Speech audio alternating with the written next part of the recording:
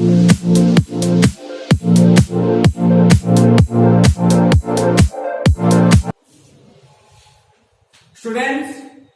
Last video में हम लोगों ने एक्सरसाइज 3.2 कंप्लीट की। अब तक हमारी दो एक्सरसाइज कंप्लीट हो चुकी है जो हर स्टूडेंट को बहुत सिंपल लगी होगी। लॉजिक के साथ चलो, आपको कंप्लीट मैथ सिंपल लगेगा। आज का हमारा टॉपिक रहेगा ट्रांसपोज ऑफ अ मैट्रिक्स। इसमें हम लोग जानेंगे मैट्रिक्स का ट्रांसपोज हम कैसे निकालते हैं, क्या क्या प्रॉपर्टी हम यूज करते हैं, और उसमें हमारी क्या बेसिक नॉलेज होनी चाहिए जिससे हम उसके क्वेश्चन इजीली कर पाए। हमारा टॉपिक है आज की वीडियो में transpose of A matrix. Transpose of A matrix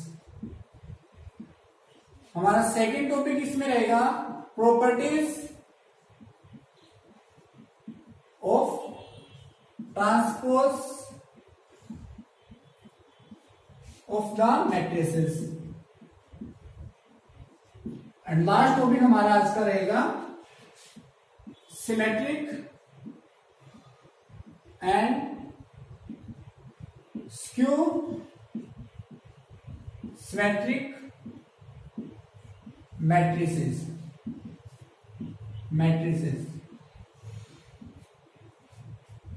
हम लोग जानेंगे आज की वीडियो में कि मैट्रिक्स का ट्रांसपोज कैसे निकालते हैं, इनकी कुछ प्रॉपर्टीज को हम समझेंगे एग्जांपल के साथ कि प्रॉपर्टीज का यूज कैसे होता है। और हम लास्ट टॉपिक जो बहुत इंपॉर्टेंट टॉपिक है symmetric and skew symmetric matrix क्या होता है और इसमें हम क्या क्या थ्योरम यूज करते हैं, क्या बेसिक नॉलेज होनी चाहिए, जब हम क्वेश्चन करेंगे हम उन क्वेश्चन को इजीली कर पाए। ओके, स्टार्ट करते हैं हम लोग। फर्स्ट टॉपिक हमारा क्या है, transpose of matrix. First topic हमारा transpose of a matrix। Transpose of a matrix. Transpose of matrix क्या होता है, हम इसमें एग्जैक्ट डेफिनेशन क्या बोलता है, interchanging of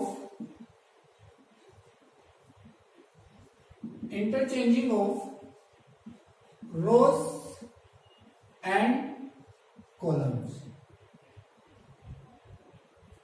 interchanging of rose and column. इसका मीनिंग क्या है कि रो को कॉलम में चेंज करना है और कॉलम को रो में चेंज करना है। जैसे मेरे पास एक मैट्रिक्स है ए।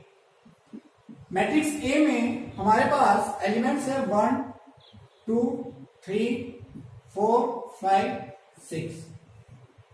हमेशा ध्यान रखना कि ट्रांसपोज ऑफ मैट्रिक्स को हम डिनोट करते हैं, जैसे हमने उसने बोला ए मैट्रिक्स है तो इसको हम डिनोट करेंगे ए टी से या ए डैश से। तो मुझे इस मैट्रिक्स का ट्रांसपोज निकालना है। अब इसको ए टी भी बोल सकते हैं या ए डैश भी बोल सकते हो। अब मुझे इस मैट्रिक्स का ट्रांसपोज निकालना है। अब इस मैट्रिक्स का ट्रांसपोज जब निकालोगे आपको फोकस या तो रो पे रहना चाहिए या कॉलम पे।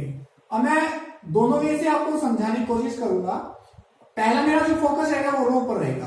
अब ध्यान से देखना, मेरे पास फर्स्ट रो है तो रो का चेंज किस में होना है, कॉलम में। तो फर्स्ट रो फर्स्ट कॉलम में चेंज हो जाएगी। अब मैंने फर्स्ट रो को कंप्लीट चेंज किया कॉलम में। अब मेरे पास जो सेकंड रो है तो वो किस में चेंज हो जाएगी, सेकंड कॉलम में। सेकंड रो किस में चेंज हो जाएगी, सेकंड कॉलम में। ये तो वे था कि जब हमने रो पे हमने अपना लॉजिक लगाया कि रो पे फोकस किया तो रो किस में कन्वर्ट हो गई, कॉलम में। अगर मैं इसको कॉलम के वे से देखता हूं, अगर मेरा जो फोकस है वो कॉलम पर है, आप देखो 1 4 है, रिजल्ट हमारा सेम आने वाला है। 1 4 हमारा क्या है, यहां से कॉलम है तो कॉलम किस में चेंज हो जाएगा, रो में। इंटरचेंजिंग मीन्स यही है कि रो का चेंज होना कॉलम में, अगर हम कॉलम में फोकस करेंगे तो वो रो में चेंज हो जाएगी। अब यहां पर हमने फोकस किया कॉलम पे तो कॉलम किस में चेंज हो गया, रो में। फर्स्ट कॉलम फर्स्ट रो में, सेकंड कॉलम सेकंड रो में, थर्ड कॉलम थर्ड रो में। रिजल्ट हमारा वही रहेगा, लेकिन हमारा क्या होगा, ऑर्डर इनवर्स, ऑर्डर चेंज हो जाएगा। अब देखो इसका ऑर्डर क्या है, 2/3 है, और यहां से देखो इसका ऑर्डर क्या है, 3/2 है। तो जब हमारा ऑर्डर 2/3 था तो ट्रांसपोज का ऑर्डर क्या रहा, 3/2, वो हमारा जो ऑर्डर है वो बिल्कुल पलट जाता है, ठीक है, इनवर्स हो जाता है जो ऑर्डर हमारा मैट्रिक्स का रहता है। एक एग्जांपल और देखते हैं हमारे पास ट्रांसपोज ऑफ मैट्रिक्स में। हमारे पास एक मैट्रिक्स है 1 2 3 9 8 7। तो हम इस मैट्रिक्स का ट्रांसपोज निकालते हैं। अब आप देखो, आपका फोकस या तो रो पे है या कॉलम पे, रखना एक पे ही है। हम रो पे रखते हैं। हमारी फर्स्ट रो है, किस में चेंज हो जाएगी? फर्स्ट कॉलम में। फर्स्ट रो फर्स्ट कॉलम में, सेकंड रो सेकंड कॉलम में, थर्ड रो थर्ड कॉलम। तो ये हमारा क्या होगा? मैट्रिक्स का ट्रांसपोज होगा। अब देखो यहां पर हमारे मैट्रिक्स का ऑर्डर क्या था? 3/2। यहां पर मैट्रिक्स का ऑर्डर 2/3। तो ये हमारी सिंपल सी डेफिनेशन थी interchanging of rose and columns, simple topic transpose of A matrix. अब हम इनकी कुछ प्रॉपर्टीज के बारे में जानेंगे, ठीक है, इसको आप नोट कीजिए। नेक्स्ट हम करते हैं properties of transpose of A matrix. Next topic है हमारा second, properties of transpose of the matrices.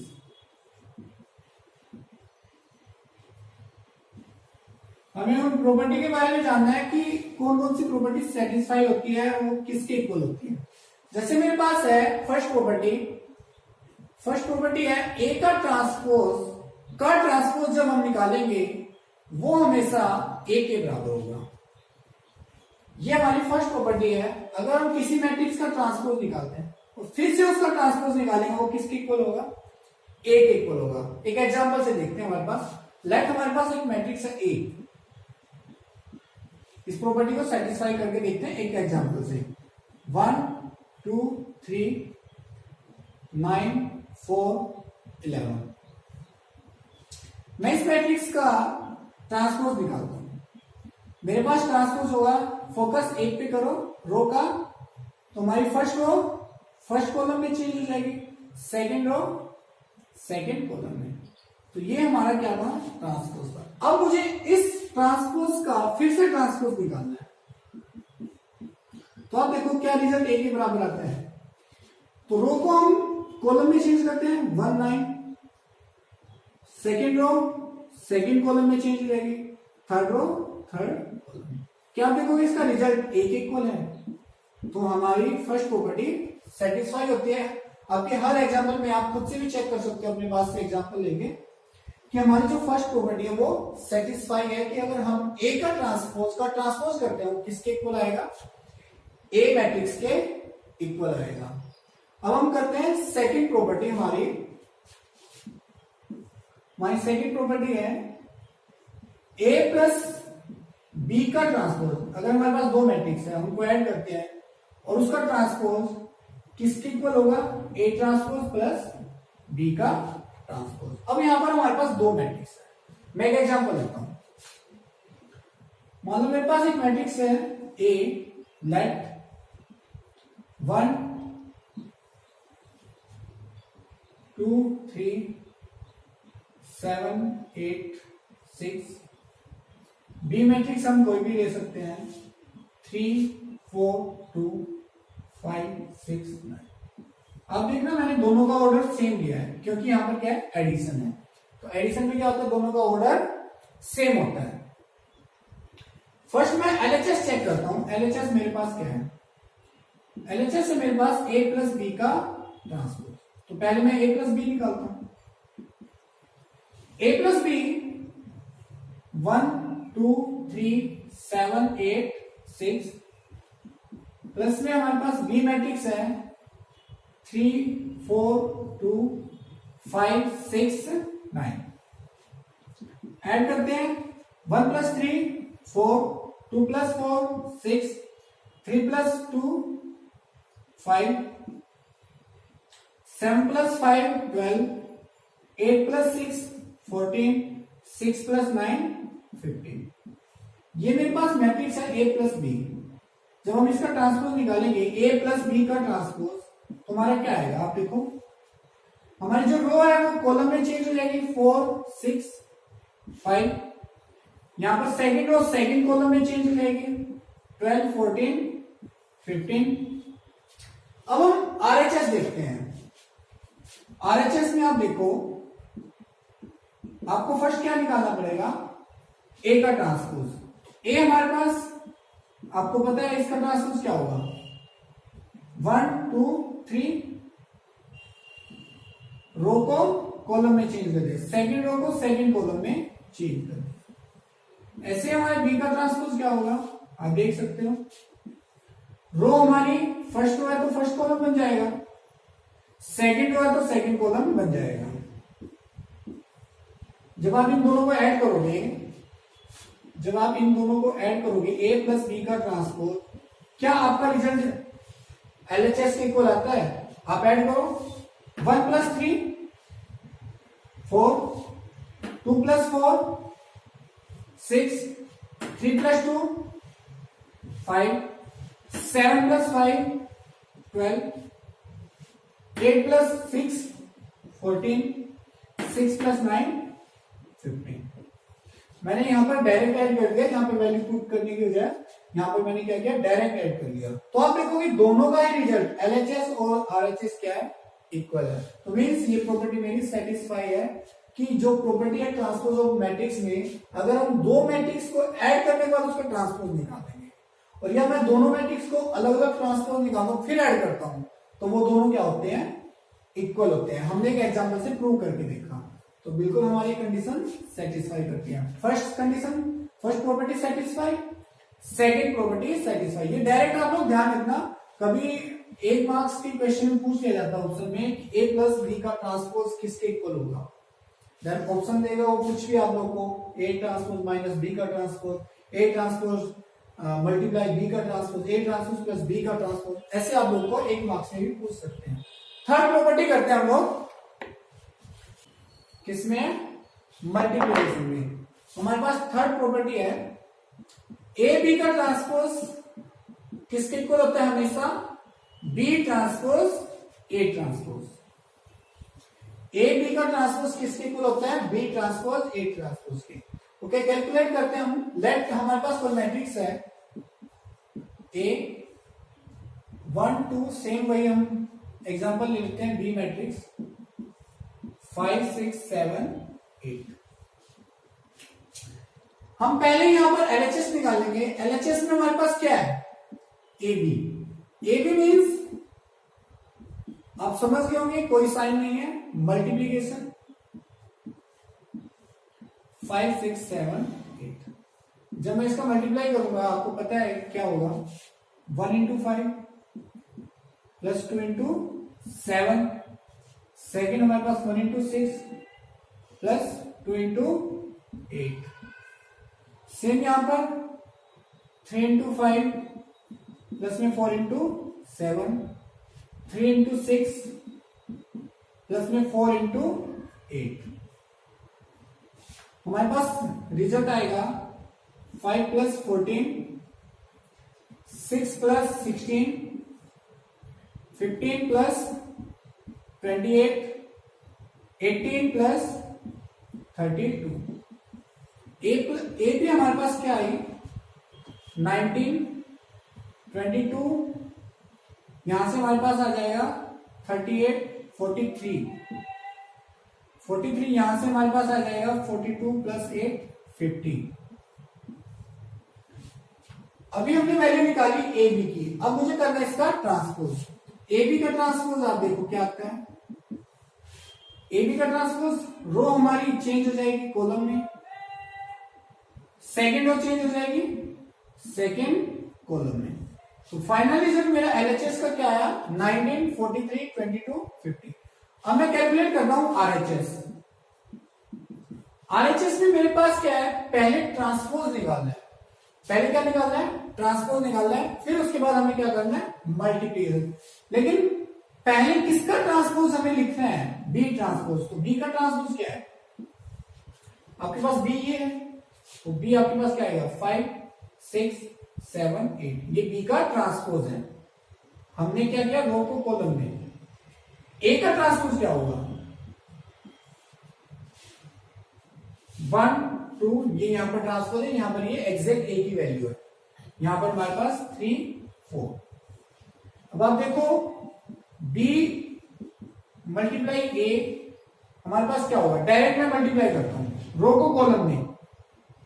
5 into 1 7 into 2, यहां पर हमारे पास 5 into 3 7 into 4 6 into 1 8 into 2 6 into 3 8 into 4, हमारे पास आएगा 5 प्लस 14, यहां पर आएगा हमारे पास 15 प्लस 28,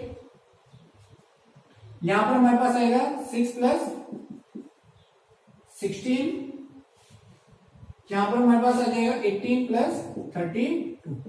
तो फाइनल रिजल्ट हम देखेंगे क्या वो एलएचएस के इक्वल आएगा। चेक करते हैं हमारे पास क्या आते हैं, 19, यहां पर हमारे पास आ जाएगा 18 38 43, यहां पर 22, यहां पर हमारे पास 50। तो आप देखोगे जो हमारे पास एलएचएस आई की वैल्यू एग्जैक्टली जो ट्रांसपोज आया था 19 22 43 एंड 50।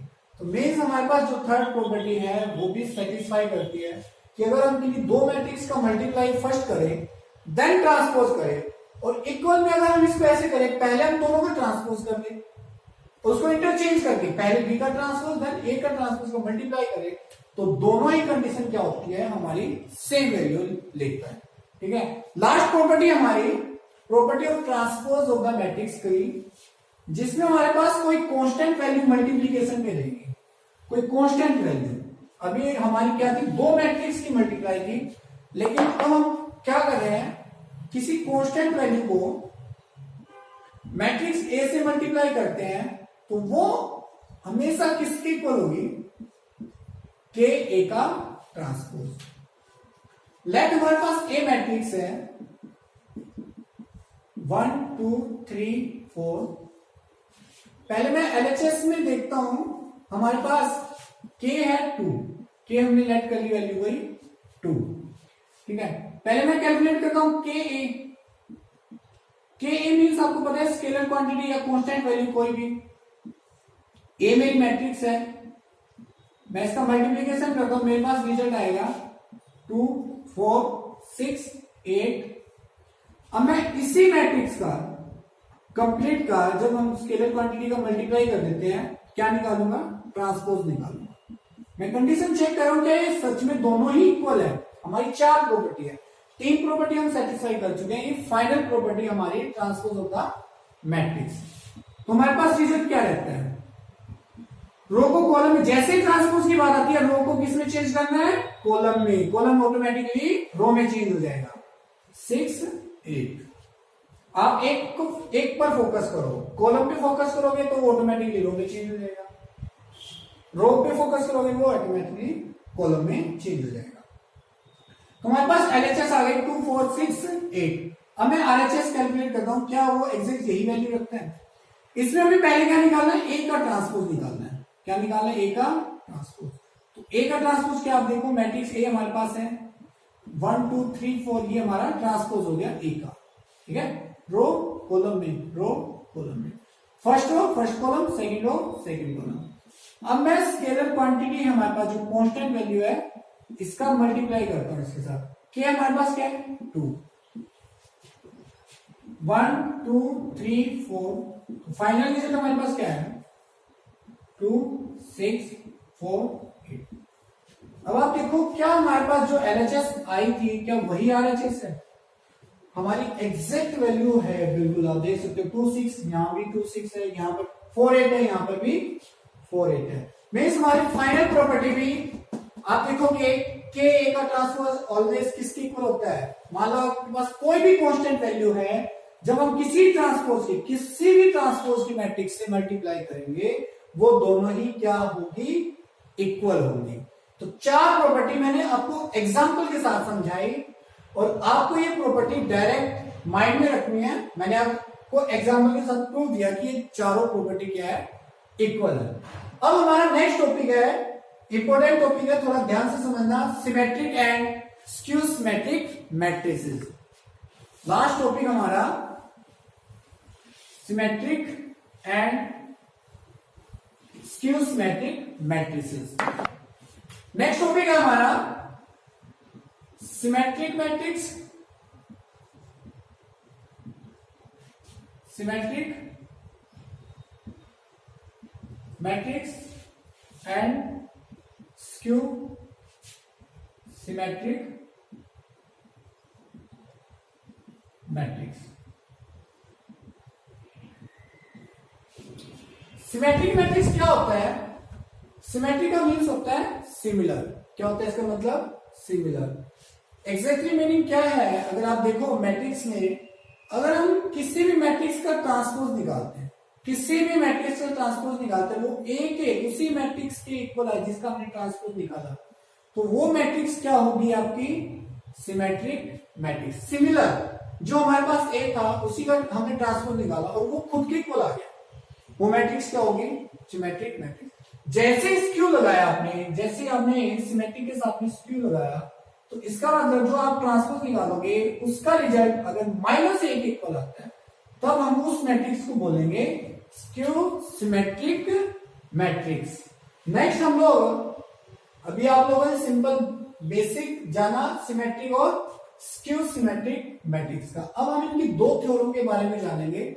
जब हम क्वेश्चन करेंगे तो उन थ्योरम का आपका यूज होगा, ठीक है। अब हम नेक्स्ट 2 थ्योरम्स करते हैं हमारी सिमेट्रिक मैट्रिक्स और स्क्यू सिमेट्रिक मैट्रिक्स के बारे में, ठीक है। हमारा लास्ट टॉपिक रहेगा आज का वो थ्योरम फर्स्ट है, जिसमें हम समझेंगे ऐसी कौन सी मैट्रिक्स है जो हमेशा सिमेट्रिक मैट्रिक्स हो सकती है और स्क्यू सिमेट्रिक मैट्रिक्स हो सकती है। जैसे मैं एक एग्जांपल लेता हूं, लेट हमारे पास एक मैट्रिक्स है ए, हमारे पास मैट्रिक्स ए है 3 4 5 6। मैं आपसे पूछता हूं क्या ये मैट्रिक्स सिमेट्रिक मैट्रिक्स है? तो आप चेक करेंगे, ए का ट्रांसपोज निकालोगे तो आप देखोगे 3 4 5 6। अब इसका ट्रांसपोज क्या इसी के इक्वल आया? तो आप बोलोगे नहीं। तो इसका मतलब क्या हुआ कि हमें कोई भी गिवन मैट्रिक्स जो होगी वो हमेशा सिमेट्रिक मैट्रिक्स नहीं हो सकती, कभी हो सकती है और कभी नहीं हो सकती। तो हम कह सकते हैं कि हमेशा वो सिमेट्रिक मैट्रिक्स नहीं होगी, लेकिन हम ऐसी मैट्रिक्स बना सकते हैं जो ऑलवेज कौन सी मैट्रिक्स होगी? सिमेट्रिक मैट्रिक्स भी हो सकती है और स्क्यू सिमेट्रिक मैट्रिक्स भी हो सकती है। देखो जैसे आपके पास है ए और ए का ट्रांसपोज, अगर मैं इन दोनों मैट्रिक्स को ऐड करता हूं, अगर मैं इन दोनों मैट्रिक्स को ऐड करता हूं, हमारे पास है 3 4 5 6, यहां पर हमारे पास 3 4 5 6। तो मेरे पास जो फाइनल रिजल्ट आएगा, आप देखो 3 + 3 6, 4 + 5 9, 5 + 4 9, 6 + 6 12। ये मैट्रिक्स आप किसी भी गिवन मैट्रिक्स से निकाल लेना, जब हम इसका ऐसे यूज करेंगे वो हमेशा सिमेट्रिक मैट्रिक्स होगी, वो हमेशा क्या होगी? सिमेट्रिक मैट्रिक्स होगी। आप इसी एग्जांपल से देखो, जब मैं इसका ट्रांसपोज निकालूंगा, इस मैट्रिक्स का ट्रांसपोज निकालूंगा और वो ट्रांसपोज इसी के इक्वल आना चाहिए।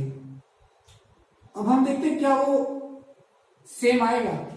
इस मैट्रिक्स का ट्रांसपोज, रो को मैंने कॉलम में चेंज किया, फर्स्ट रो को फर्स्ट कॉलम में, सेकेंड रो को सेकेंड कॉलम में, आप देखो ये दोनों क्या है? इक्वल है। तो ये जो मैट्रिक्स होगी A + A का ट्रांसपोज हमेशा क्या होगी? सिमेट्रिक मैट्रिक्स होगी। हमेशा कौन सी मैट्रिक्स होगी? Symmetric matrix. मींस जब भी कोई बात आए डायरेक्ट कि सिमेट्रिक मैट्रिक्स हमें यूज करनी है, तो तब आपको कौन सी प्रॉपर्टी, कौन सा लॉजिक लगाना है, किस चीज की नॉलेज होनी चाहिए आपको कि हमारी सिमेट्रिक मैट्रिक्स कब होती है? जब हम किसी भी मैट्रिक्स का ट्रांसपोज को ऐड करते हैं। जो भी गिवन मैट्रिक्स होगी। मान लो अगर हमारे पास बी है तो बी प्लस बी का ट्रांसपोज। ये तो हमारा सिमेट्रिक मैट्रिक्स। ये मैट्रिक्स हमारी क्या होगी, ए प्लस ए का transpose is a symmetric matrix. किसी भी एग्जांपल का आप यूज कर सकते हो, हमेशा ये इस टाइप में जो होगा वो मैट्रिक्स हमेशा क्या होगी, सिमेट्रिक मैट्रिक्स होगी। अब दूसरी कंडीशन आती है, अगर हमारे पास कोई भी गिवन मैट्रिक्स और मैं उसका ट्रांसपोज निकालता हूं, क्या वो माइनस ए के इक्वल आता है? हमेशा नहीं आता। कभी आ भी सकता है, कभी नहीं आ सकता। लेकिन अगर मैं इस मैट्रिक्स को यूज करता हूं, मीन्स हम इसको बना सकते हैं, ऐसे मैट्रिक्स बना सकते हैं जो हमेशा क्या होगी, स्क्यू सिमेट्रिक मैट्रिक्स होगी। अगर हम इसको ऐसे करें, a माइनस ए का ट्रांसपोज। ए मेरे पास क्या है, 3 4 5 6 माइनस में ए का ट्रांसपोज 3 4 5 6। जब मैं इसको माइनस करूंगा मेरे पास जो रिजल्ट आएगा, देखो 3 माइनस 3 0, 4 माइनस 5 माइनस 1, क्योंकि वैल्यू 5 बड़ी है। 5 माइनस 4 1, 6 माइनस 6 0। तो हमारे पास यहां पर a माइनस ए का ट्रांसपोज किसके इक्वल आया, 0 माइनस 1 1 0। लेकिन जब मैं इसका ट्रांसपोज करूंगा, वो इसी मैट्रिक्स के नेगेटिव के बराबर आएगा। यही वैल्यू किस में आएगी, नेगेटिव में आएगी। अब देखो इस मैट्रिक्स का मुझे करना है ट्रांसपोज, तो इस मैट्रिक्स का ट्रांसपोज क्या होगा, रो कॉलम में चेंज, 0 माइनस 1 1 0। अब आपने देखा होगा ये एग्जैक्ट सेम नहीं है, हमारी ये वैल्यू एग्जैक्ट सेम नहीं है। लेकिन अगर मैं इस मैट्रिक्स में से माइनस कॉमन लेता हूं, क्या कॉमन लेता हूं, माइनस। मैंने माइनस कॉमन लिया, 0 के सामने कोई भी साइन नहीं होता। लेकिन जो वैल्यू प्लस की है वो किसकी हो जाएगी, माइनस की, और जो वैल्यू माइनस की है वो प्लस की। 0 हमेशा 0 ही रहता है। आप देखोगे a माइनस ए का ट्रांसपोज जब मैंने निकाला, कंप्लीट का ट्रांसपोज, वो किसके इक्वल आया, माइनस। ये किसकी वैल्यू है, a माइनस ए का ट्रांसपोज। तो इसके लिए इसलिए हम बोल सकते हैं कि a माइनस ए का ट्रांसपोज ऑलवेज क्या रहेगी, स्क्यू सिमेट्रिक मैट्रिक्स रहेगी। तो हम कह सकते हैं a माइनस ए का transpose is A skew symmetric matrix. अगर आपसे पूछा जाए कभी भी कि ऐसे मैट्रिक्स बताइए जो हमेशा ऑलवेज सिमेट्रिक मैट्रिक्स हो, तो आपका आंसर क्या आएगा, a प्लस ए का ट्रांसपोज। हमने प्रूव करके देखा, हमने प्रूव किया यहां पर। ओके, सेकंड क्वेश्चन आपसे पूछेंगे कि ऐसे मैट्रिक्स बताइए जो हमेशा स्क्यू सिमेट्रिक मैट्रिक्स हो, तो आपका आंसर क्या आएगा, a माइनस ए का ट्रांसपोज। तो हमने यहां पर थ्योरम फर्स्ट के बारे में समझा कि वो एग्जैक्टली क्या कहना चाह रहा है। उसका एग्जैक्टली कहने का मतलब यही है कि अगर हमें कोई गिवन मैट्रिक्स दी जाती है तो वो ऑलवेज सिमेट्रिक मैट्रिक्स नहीं होती, लेकिन हम उसको बना सकते हैं। प्लस की फॉर्म में होगा ट्रांसपोज के साथ तो सिमेट्रिक मैट्रिक्स होगा, माइनस की फॉर्म में होगा ट्रांसपोज के साथ तो वो क्या होगा, स्क्यू सिमेट्रिक मैट्रिक्स। तो यही थ्योरम में बताया गया है कि a प्लस ए का ट्रांसपोज क्या होगा, सिमेट्रिक होगा, एंड a माइनस ए का ट्रांसपोज क्या होगा, स्क्यू सिमेट्रिक मैट्रिक्स। अब हम नेक्स्ट चलते हैं थ्योरम 2 पर, जिसमें हम थोड़ी सी और नॉलेज समझेंगे symmetric matrix and skew symmetric matrix.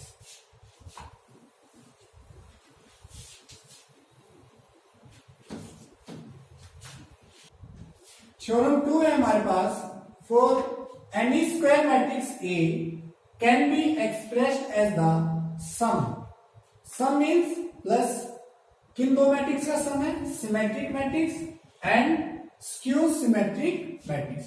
Means हमारे पास जो A है वो किन दो मैट्रिक्स के सम के बराबर होना चाहिए, symmetric matrix plus skew symmetric matrix.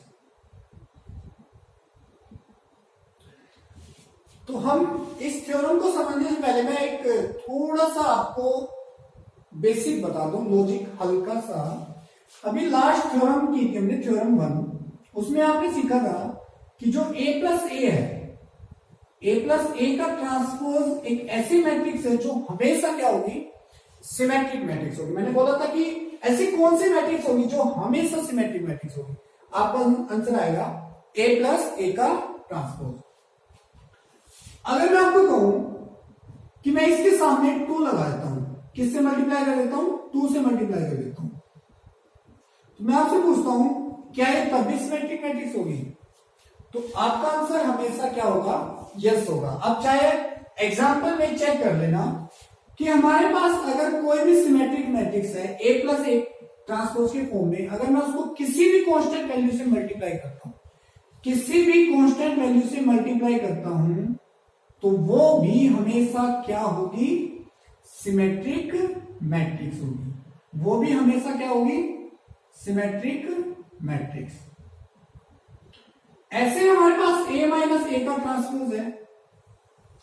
जब मैं इसको भी किसी भी कांस्टेंट वैल्यू से मल्टीप्लाई करूंगा, किसी भी कांस्टेंट वैल्यू से मल्टीप्लाई करूंगा, तो ये मैट्रिक्स हमेशा क्या रहेगी, स्क्यू सिमेट्रिक मैट्रिक्स रहेगी। पहले भी क्या है, स्क्यू सिमेट्रिक मैट्रिक्स है। अगर मैं किसी भी कांस्टेंट से मल्टीप्लाई कर रहा हूं तब भी ये मैट्रिक्स क्या होगी, स्क्यू सिमेट्रिक मैट्रिक्स। ओके, तो ये था हल्का सा लॉजिक आपका कि अगर हम डायरेक्ट भी देखें कि a प्लस ए का ट्रांसपोज क्या है, सिमेट्रिक मैट्रिक्स है। अगर हम किसी भी कांस्टेंट वैल्यू से मल्टीप्लाई करते हैं तो वो मैट्रिक्स तब भी क्या है, सिमेट्रिक मैट्रिक्स रहेगी। ऐसे हमारे पास स्क्यू सिमेट्रिक मैट्रिक्स में है, अगर हम किसी भी कांस्टेंट वैल्यू से मल्टीप्लाई करते हैं तो हमारी मैट्रिक्स क्या होगी, स्क्यू सिमेट्रिक मैट्रिक्स। अभी जो हमें पता है हम उस लॉजिक को यूज करते हैं, अभी जो हमें पता है हम उस लॉजिक को यूज करते हैं। आपको पता है सिमेट्रिक मैट्रिक्स क्या है, a प्लस ए का ट्रांसपोज। लास्ट थ्योरम में क्या था, मैंने बताया था कि ऐसी कौन सी मैट्रिक्स है जो हमेशा सिमेट्रिक मैट्रिक्स होगी। अगर a है तो a प्लस ए का ट्रांसपोज, और skew symmetric matrix a minus A का ट्रांसपोज। तो हम इसको एक एग्जांपल से लेके चलते हैं। जैसे हमारे पास एक ए मैट्रिक्स है, लेट हमारे पास कोई मैट्रिक्स है, कोई भी ले लो आप, 3 4 7 9, 3 4 7 9। तो पहले मैं इस मैट्रिक्स को चेक करूंगा इन कंडीशन पे कि ये सिमेट्रिक मैट्रिक्स है या नहीं। तो पहले मैं कैलकुलेट करता हूं ए ट्रांसपोज। ए ट्रांसपोज क्या आएगा, 3 4 7 9, रो कॉलम में, रो कॉलम में। ए प्लस ए का ट्रांसपोज क्या आएगा आपका, आप ऐड करोगे, 3 प्लस 3 6, 4 प्लस 7 11, 7 प्लस 4 11, 9 प्लस 9 18। और जब मैं इसका ट्रांसपोज करता हूं तो मेरे पास क्या आएगा, आप देखोगे 6 11, रो कॉलम में चेंज करें तब भी 6 11 होगा, 11 18, सेकेंड रो को सेकेंड कॉलम में चेंज करें, आप देखोगे ये दोनों रिजल्ट क्या है, सेम है। दोनों ही रिजल्ट क्या है, सेम है। तो इसका मतलब हम कह सकते हैं a प्लस ए का transpose is a symmetric matrix. क्या है, सिमेट्रिक मैट्रिक्स। अब सेम कंडीशन हम किसके लिए चेक करते हैं, स्क्यू सिमेट्रिक मैट्रिक्स के लिए।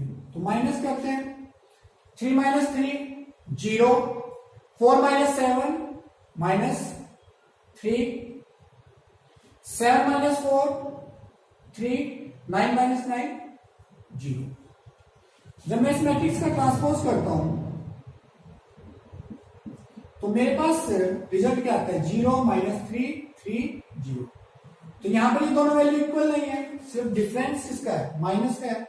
तो अब आप देखो, अगर मैं यहां से माइनस कॉमन लेता हूं तो माइनस जो कॉमन आएगा वो सभी एलिमेंट से आएगा, ना कि सिर्फ एक से आएगा, वो सभी एलिमेंट से।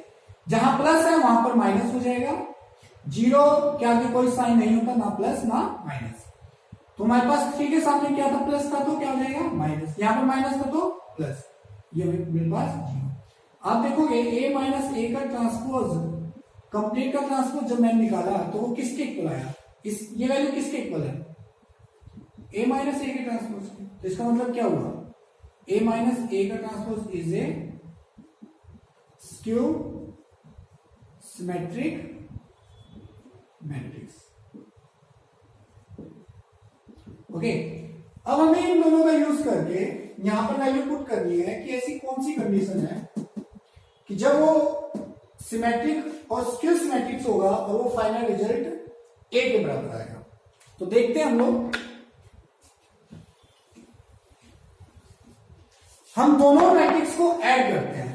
कौन कौन सी मैट्रिक्स है, ए प्लस ए का ट्रांसपोज। चेक करते हैं कि क्या इसका रिजल्ट, क्या इन दोनों मैट्रिक्स का रिजल्ट ए के बराबर आता है। एग्जांपल से देखते हैं। तो ए प्लस ए का ट्रांसपोज क्या है, 6 11 11 18 प्लस में a माइनस ए का ट्रांसपोज क्या है आपके पास, 0 -3 3 0। तो आप देखोगे आपका जो रिजल्ट है वो क्या आ रहा है, 6 प्लस 0 6, 11 माइनस 3 8, 11 प्लस 3 14, 18 प्लस 0 18। तो हमारा रिजल्ट आया 6 8 14 18, लेकिन हमारी जो ए मैट्रिक्स थी वो क्या थी, 3 4 7 9। तो मतलब वैल्यू इक्वल नहीं है।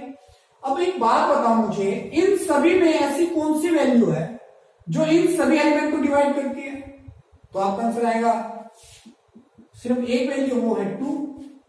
आप देखो 6 भी 2 से डिवाइड होता है, 8 भी 2 से डिवाइड होता है, 14 भी 2 से डिवाइड होता है और 18 भी 2 से डिवाइड होता है। जब 2 मैंने कॉमन ले लिया तो मेरे पास क्या बचा, मैट्रिक्स में 3 यहां से, 4 यहां से, 7 यहां से, 9।